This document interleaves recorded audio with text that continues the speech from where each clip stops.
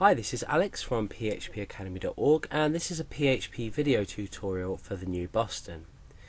Now, if you're just getting started with PHP and want to start developing, you're going to need somewhere to test your code. Now, you may have already purchased paid hosting and you may be able to upload PHP files. Check with your host to see if they allow PHP extensions. 99% of paid and free hosting will allow you to run PHP on the server. It's pretty much a must in most cases for most hosting companies. So what happens if we want to test everything locally on our local computer? It's fair enough us creating a PHP file and uploading it to a server, but we want to quickly develop. We want to develop quickly and easily on our local machine.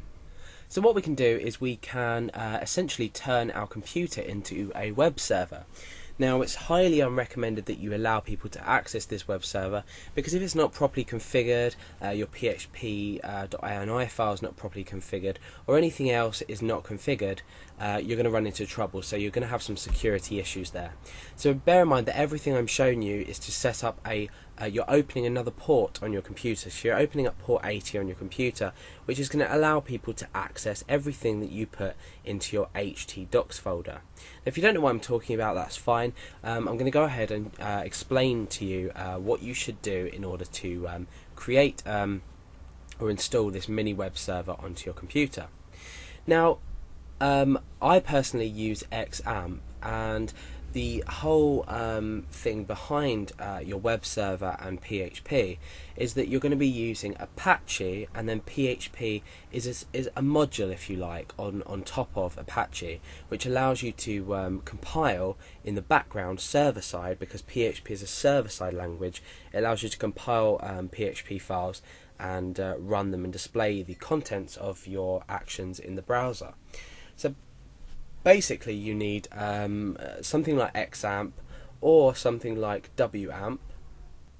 I'm showing you WAMP simply because you know, if you're having problems with XAMPP or for any reason you want to use WAMP, but I'm just going to show you that to tell you that it is available.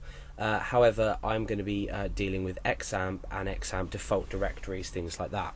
So if you'd like to follow along with this tutorial, I'm going to be using XAMPP. Otherwise, go and install WAMP and see if you can take anything from this tutorial away with you and apply it to WAMP settings as well. Now, the first thing you're going to need to do is obviously come to apachefriends.org, and you're going to come down here and you're going to say XAMPP for Windows, Linux, Mac OS, Solaris, any obviously operating system that you are using. So it's obviously free of charge. We've got little screenshots here, and easy installation, deinstallation, etc, etc, etc. So you can download this for Windows by just simply clicking XAMPP for Windows, and I'm going to be giving you the example here and running through for Windows.